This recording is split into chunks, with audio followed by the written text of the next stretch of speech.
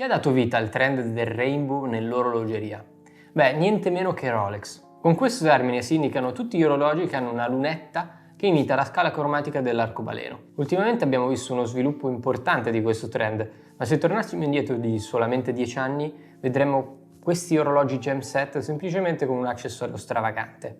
Oggi però sono cambiate le regole del gioco. Adesso le persone riescono ad apprezzare tutta la maestria che c'è dietro la creazione di questi orologi e anche per la loro rarità. Come vi dicevo all'inizio, è stata la casa Coronata a creare questo trend.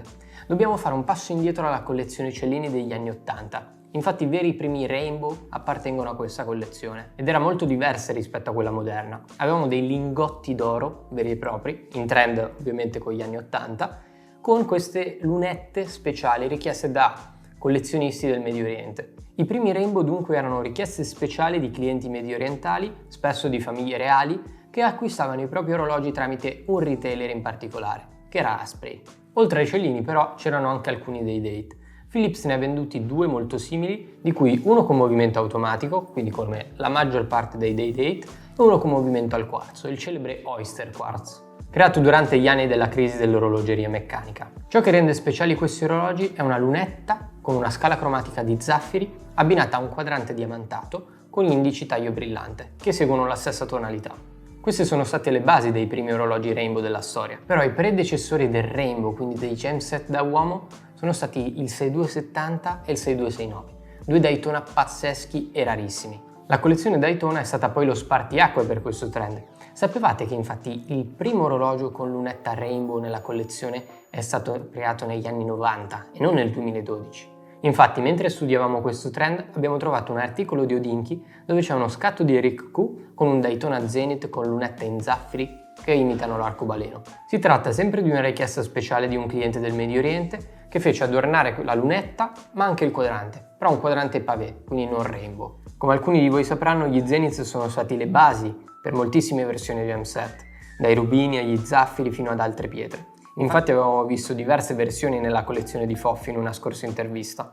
Il primo rainbow ufficiale di Rolex però arriva nel 2012, in due versioni, uno in oro giallo e uno in oro bianco, entrambi con questa lunetta, rispettivamente con referenze 116-598 e 116-599, entrambe contrassegnate dalla sigla RBW.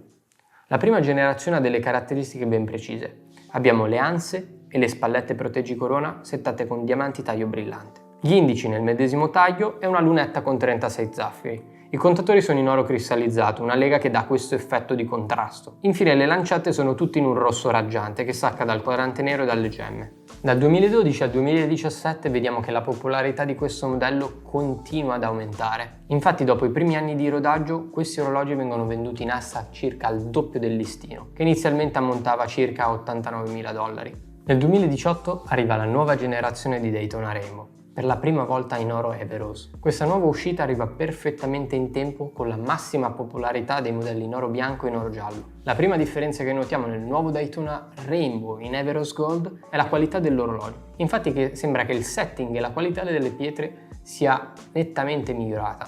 Sul quadrante non abbiamo più gli indici taglio brillante ma abbiamo degli indici taglio baguette che seguono la tonalità del rainbow. Per l'occasione viene presentata anche una versione con quadrante pavé che può essere abbinata o meno con un cinturino con le maglie centrali diamantate. È da questo orologio che tutti gli altri marchi iniziano a seguire il trend. È l'orologio più discusso in quel momento e che solleva un polverone di critiche e pareri contrastanti. Allo stesso tempo però ci sono collezionisti da tutto il mondo pronti ad acquistarne uno, sia per piacere che per investimento, perché raggiungerà cifre stratosferiche. Nel 2021 arrivano altre versioni del Daytona Rainbow, che riprendono l'oro giallo e l'oro bianco inizialmente presentati nel 2012. Questa volta però non vengono né comunicati né mostrati al pubblico, infatti sono solamente per i collezionisti VIP del marchio.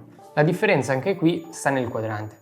Infatti la nuova generazione in oro giallo e in oro bianco ha un quadrante con indici taglio baguette. Come dicevamo, dal 2018 in poi tutti gli altri marchi iniziano a seguire il trend degli orologi arcobaleno, dai grandi marchi, anche quelli più conservativi, fino agli indipendenti. Tra i primi che notiamo c'è il Royal Oak Double Balance Wheel Rainbow. È il primo Audemars Piguet ad avere una lunetta diamantata in questo modo. A seguire abbiamo diversi altri orologi della collezione Big Bang di Hublot, che però fanno un passo successivo, ovvero un setting rainbow su tutto l'orologio, quindi non solo sulla lunetta, ma sulla cassa e sul bracciale, che nessuno aveva mai fatto prima. In questo caso non vogliamo metterci nei panni di chi ha dovuto settare questi orologi, perché scegliere le pietre e incastonarle in un bracciale deve essere impossibile. Poi è il turno di Jacob & Co, che ha creato un incredibile Brilliant Full Baguette con setting invisibile. Qui abbiamo un'opera più di gioielleria forse che di orologeria. Seguono poi Chopard con l'Alpine Eagle Pavé, Piaget con il Limelight Gala e infine Patek Philippe con un cronografo Aquanaut da donna. Questo orologio ha un doppio setting, sia di diamanti e di zaffiri taglio baguette. Vedere un Patek Philippe Rainbow devo dire che è stata una cosa inaspettata. Tra gli indipendenti invece il più assurdo è il Moser Vanta Black Tourbillon, creato sia con quadrante fumé che con quadrante Vanta Black. Questo materiale assorbe fino al 99,965% di luce, dunque più o meno tutta quella che risalta dalle gemme. Se c'è una cosa di cui possiamo essere tutti d'accordo è che un orologio Rainbow non passerà mai inosservato. Le gemme negli orologi sono sempre più in voga, ma siamo curiosi di sapere voi cosa ne pensate.